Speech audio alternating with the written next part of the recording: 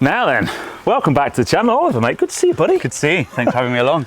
Now, normally I go to your house, which is a very nice backdrop, and in fact, it was about a year ago that I came to do the NASCAR, your Cobra NASCAR engine. Yeah. The Coyote engine, Cobra, and Yeah. That's I it. can't, which it popped up on my Facebook memories. Like, how is that a year ago? And I it was know. about a year ago that you lent me that GT40 as well. Yeah, that's right. Yeah. But this. Now, we've been talking about getting this car on the channel for a while. The reason we're here and not at your house, I had a panic phone call this morning saying, what's the weather like at your house? And I went, oh, it's always nice here. And it was raining at Oliver's. So we decided to bring it down. So you put it in a trailer and brought it all the way over. And that's why it's parked outside the barn. Exactly right. Yep. So tell us about, so this is a Spartan. There is so much to talk about with this car. I've seen pictures of your socials. You've teased me about it for, how long have you had this? This arrived in November. Then we had to go through the IVA process to get it road legal because it is fully road legal.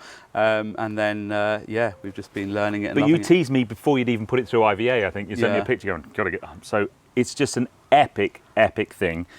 So what we're going to do, we'll talk about it on the outside, because once we go for a drive, I think audio's going to be a bit of a problem. Yeah, it's got a bit of volume to it. So yeah. So I'm going to say some obvious things. It's a track day car, but it's road legal. Correct. And it has a carbon fibre body. It doesn't weigh very much, and it's got a powerful engine and a manual gearbox. Spot on. Let's go driving. Let's go driving. We need to know more than that. So where does it come from? Who makes it? How did you get your hands on it? What's the crack? So it's built by Spartan Motor Company over in Australia. We, as you know, import super performance range of cars, so the Cobras, the GT40s and so on. And we were looking at diversifying the portfolio a little bit, and I was scrolling through Instagram just casually one evening, and I saw a Spartan, the late stage, this is the late stage production prototype, but their third production prototype, which is all in red. And I started looking into the company, and it's Can-Am inspired, so inspired by 60s race cars, as you can tell by the aesthetics of the car. And it was sort of a natural or seamless integration with what we do already with the 60s connection. So I just got on the phone to them and said, are you looking for a UK agent? They said, yes, we are. Oh. And, we told them what we do, and they told us what they do. And, we proverbially shook hands, and the rest is history.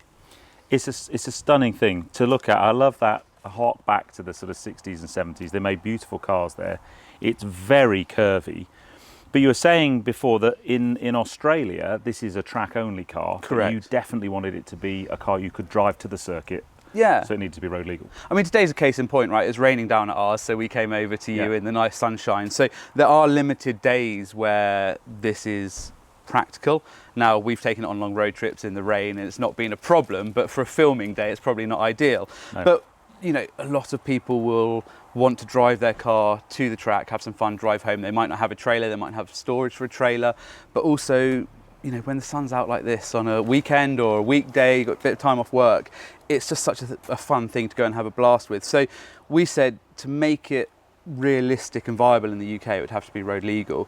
And Peter and Nick, who designed and built the car, were on board, and I can't credit them enough for how accommodating they've been, because IVA is not the easiest thing to get through. No. So they jumped through hoops to make that happen, and it did. So really proud to say it is now road legal. It's great fun on the road, truly comes to life on track. But yeah. Now, when you got here, you parked up, and then you hit a button inside, and the car went. So it's properly slammed at the moment. Yep. Now, this is in track mode. Yes, correct. Now, the roads around here are good, but they're not that good. Yes. So you can raise the suspension into a more better ride height for the roads, which is really cool. Yeah, exactly right. Again, as to reiterate what you said, the roads aren't the best, so having a bit of extra ride height is always a good thing. We've got speed bumps at home, so it clears them without any issues. You can run it on the road like this. I did it the first time I went out because I was so excited to drive it on the road, I forgot to put it up, and it didn't bottom out, so it's fine. But when you get the sort of undulating roads with wheel ruts, it is quite low, so it's just better to protect the diffuser. And I was going to say we can't show, and I'm guessing it's got a very flat floor. Correct. And a lot of underfloor aero. Correct, massive diffuser at the back, which is wicked. Yep. So let's kind of go to the back, because I want to know what engine's in it. I want to know all the performance stats. So let's have a chat around the back of the car. Let's do it. So Tell us about the engine first. It's got a big red engine cover with Honda written on it. Yes, correct. So it's a Honda K24, which means supercharged, fully forged internals, pumping out 460 brake horsepower. I think it's 375 foot-pounds of torque. I've got the exact stats on the phone. I can whip them out for later. It can tolerate more power. This is ample. It flies. So 460 horsepower. Yes. How much does it weigh? About 700 kilos. So it's 657 per tonne, which is McLaren F1 LM territory, Bugatti Veyron, Jaguar XJ220. That's sort of the comparables with power to weight. Wow. Yeah. Now, rear wheel drive. Yes. Manual box. Yes. 6-speed box. Where's the gearbox come from? Is It's that Honda box integrated into the Honda side? Yeah, correct. Yeah. So it's a Honda box again with custom internals. So the Pap brothers, Nick and Peter, who designed and developed the car, spent a lot of time finding the correct ratios. As I said, this is the late stage production prototype car, so there's things that we're tweaking. One of them is I've asked for a longer 6th gear for 2 reasons. Firstly, the fuel economy is pretty good. I mean, you don't buy a car like this for fuel economy, but you know, on a motorway run, I'm getting about 27.5 to the gallon, which is reasonable. Yeah. A bit less if you're heavy on the right foot, but it will eke that out. But it will also increase the top speed. At the moment, it's around 155, 160. It will take it to near 175, which is, you know, I want to take it to the Nordschleife and do a lap. I've got a couple of people lined up to do that. Yeah. So yeah, just wanted that slightly higher top end. And you just put a different clutch in as well, which I find quite interesting. Correct. Yeah, so we had a single plate clutch, which was great on the road, but when it came to track driving, it just wasn't quite beefy enough. So we've gone for a twin plate clutch, which has actually improved the driving experience, but it's rated to 575 foot-pounds of torque. Oh, wow. And that will be on a normal Honda heavyweight car. Yeah. So with this, it should, you know, be perfect for the job. And then where do you get your traction control system and ABS systems from? So they're non-existent, as you would hope. It does have an ATB. Right foot. This is it. Yeah, that's it. Yeah, exactly right. It's a nice feel on the pedal. That's all the traction control you need. The only electronic aid really is the tractive suspension. So it's a semi-active suspension which works on a gyro, and it's effectively reading the road. And I think it's 0.6 of a millisecond to adjust what it needs to do. So all the time the suspension's moderating itself to the conditions, or adjusting itself, I should say, to the conditions, so that you've got the right setting for whatever that corner is doing at the time. And this, I mean, this is just proper, and that diffuser is mega. Yes. And I love these carbon strut braces, the kind of diamond shapes across the back. It just looks proper. It is. I mean, the car's been in development for 10 or 12 years, from the original concept, which had a Ducati engine, all the way through to this. It went to a Honda Jazz, then a supercharged Honda Jazz 1.5 engine, through to a K24, then supercharged K24. But through that process, they've got a real team of individuals and you know, people in the company. So we've got ex-Formula 1 designers who have helped with the aero. We've got time attack champions who have helped with the chassis setup. So everything there has been designed to be functional, as well as maintaining that sort of classic Can-Am styling. And then pretty sparse dashboard. Yeah, correct. I think we might get buzzed by a Spitfire. Is that Spitfire? Yeah, I think so. It's not bad, is it? Yeah, all the way over there. There you go. Oh yeah. Nice. Sorry about that. Yeah. Someone decided a Merlin engine was needed in this video as well. Yeah, too right. I mean, you can't beat that. That happens 4 times a day. Yeah, stunning. No, so one of the things that's getting changed, during the car was built during the lockdowns, and we had a lot of supply chain issues. So we were actually trialling a Quaife sequential flat shift gearbox. Fantastic unit. We speak very highly of Quaife. They're in our GT40s. We work with them wherever we can. It was just, for a road car, it was going to be a bit too animalistic, so we stripped it back to this. But what that meant was we've gone from an AIM dash to a Motec PDM back to the AIM system. So it's a bit convoluted at the moment. What we're going to do for the next car is have everything AIM, and we're going for a formula steering wheel. So it will have, rather than having that center console, everything's going to be on the steering wheel. Cool. So yeah, you'll have all the controls there, and that's going to be next level. Yeah. The open gating on that is just cool. It's beautiful, isn't it? Yeah. So we need crash helmets, really. We do. Yeah. Now it's one of these things. I'm sure you could probably drive this car with a pair of sunglasses. Yes. But I was saying to you a message. I actually, I was in a Caterham 620R.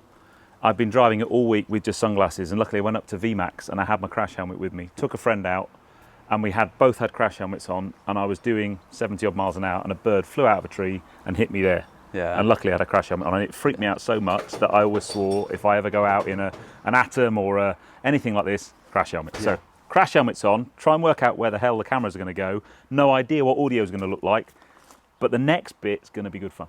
Let's do it. So we've got lapel mics in our helmets. I don't know how loud it's going to come across, probably very loudly actually, as in my voice. But we'll see. Has that got a... So it's like that. Pull it back, make sure you're on. So how do we start this bad boy? So you want to flick up the master switch on the far side. Yeah. That up. Yeah. And yep, flick the switch up. Then turn the key. That way? Yep, that's the one. Yeah. And then it's literally just press start. Cool. First, second. Oh, nice tight gears as well. Yeah, it's a lovely little linkage. Okay. Well, we'll raise ourselves up. Yes, good plan.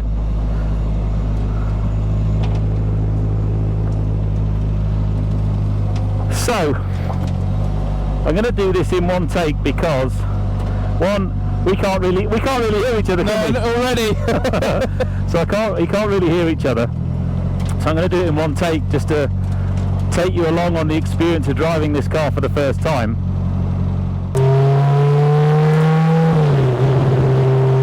yeah. It's really quite windy though. I wouldn't want to drive this without a crash helmet on. Wow, so straight away you just feel like you're in a racing car. There's no conflict between me and Ollie at all really.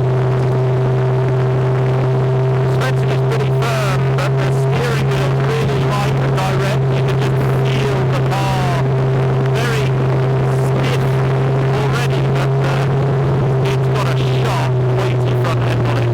I said we just want to warm the car in. Just got a little temperature thing on there just saying it's still green, so it's still warming up. I'm not going to push it too much. Really not sure what the audio is going to be like. I'm trying not to shout because the microphone is literally right next to mine. To 8. 8. Okay, so that's the red line's 8. That's Ollie's doing his normal thing.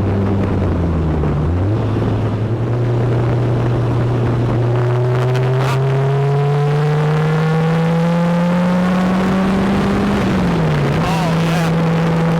Straight away. I was only at 5,000 RPM. It's both really well, man.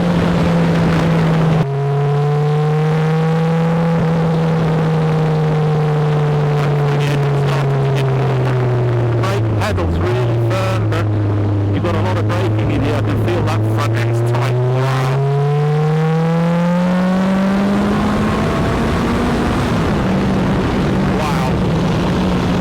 Wow. Wow. That's changing at about 6 as well. Unreal.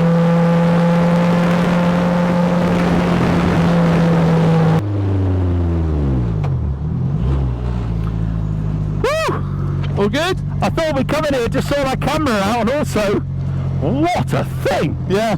Well, when you drop it down to second and use the revs, like it comes to life over 4,000. Yeah. It flies. Wow, what a thing! But you'll accelerate through first, but in second, go. Yeah. And that's when it's like throws you back. So we just pulled over to adjust the camera because that was not enjoying the airflow. What a thing, man! Goes right. Just I think it's when you get straight into a car like this, it's understanding where the power comes in, the revs. When this thing goes above about 5,500, 6,000 RPM, it just catches fire, doesn't it? Yeah, it flies. It properly flies. Ryan. Yep, cool. And then we can just cancel that. You'll clear my way. So let's get to second.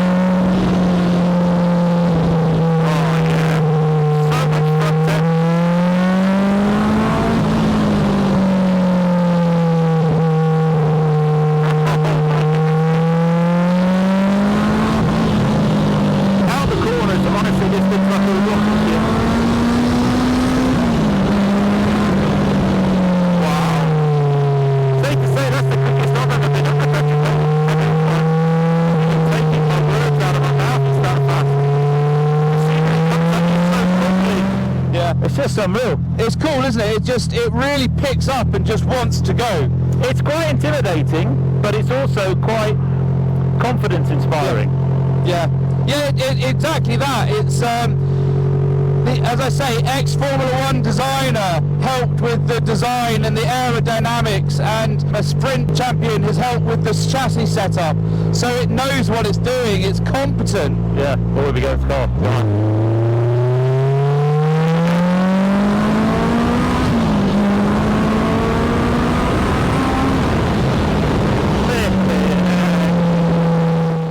It's quite emotional, that. It's an amazing car.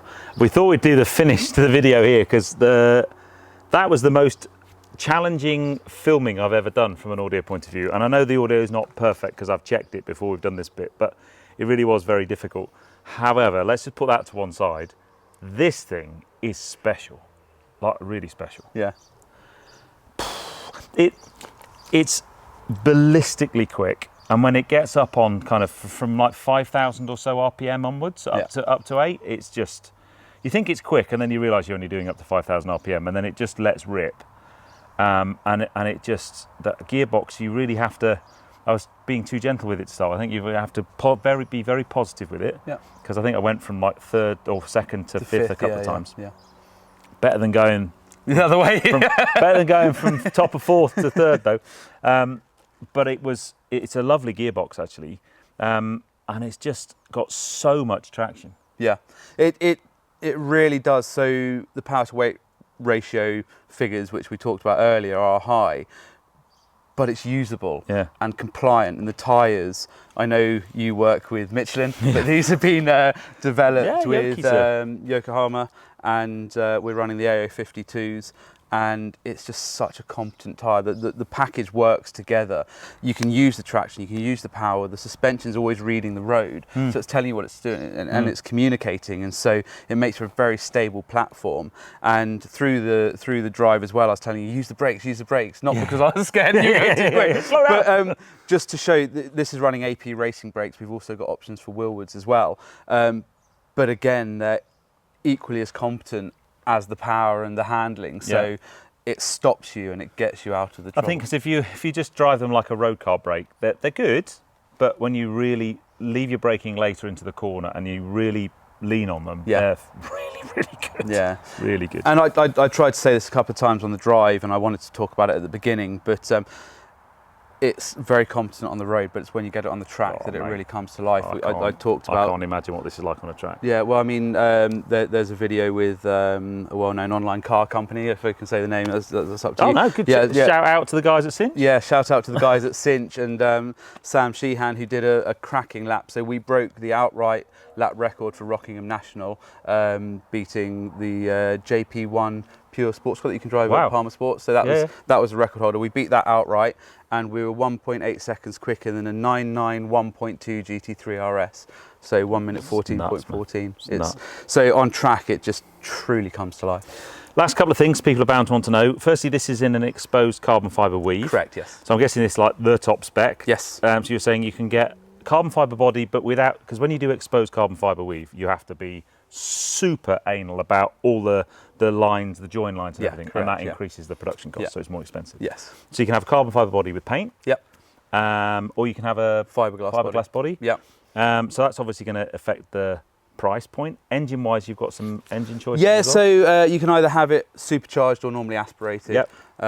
So the power output is north of 300 with the normally aspirated, and north of 450 with a supercharger. There's a few tweaks, as I say. So the intercooler is going to be moved to the front. Yeah. So we're getting better cooling through that, and the oil coolers are going to be moved as well, just to allow for better cooling. I'll put all your details below. Yeah, thank you. And then everyone, what kind of price point are we looking at? So it starts at 105 plus the VAT and the shipping, which is at cost at the time of shipping, and it goes north to about 135 plus the VAT. Okay. So that's the sort of price range depending on spec. But you're going to rock up to a track day, you're going to drive there, and you ain't going to get many people go past you, are you? It is hypercar performance at supercar price. There's only ever going to be 300 of this model made. So it's going to be a really exclusive club, and it's something totally different, totally bonkers, but exceedingly usable. Mate, thank you for bringing it over. No problems. Thanks for driving so well. It was Awesome. great fun. I'll put Oliver and Mans Coupes details below. But you know the drill. If you enjoyed that, give me a thumbs up. Comments below are always welcome. And if you haven't done so already, please subscribe to Petrol Ped for plenty more content to come. We're going to want to have a cup of tea now, and then I'm going to go have a lie down. Good work. Well driven, and thank you See you on again. the next film, guys. You take care. Drive safe.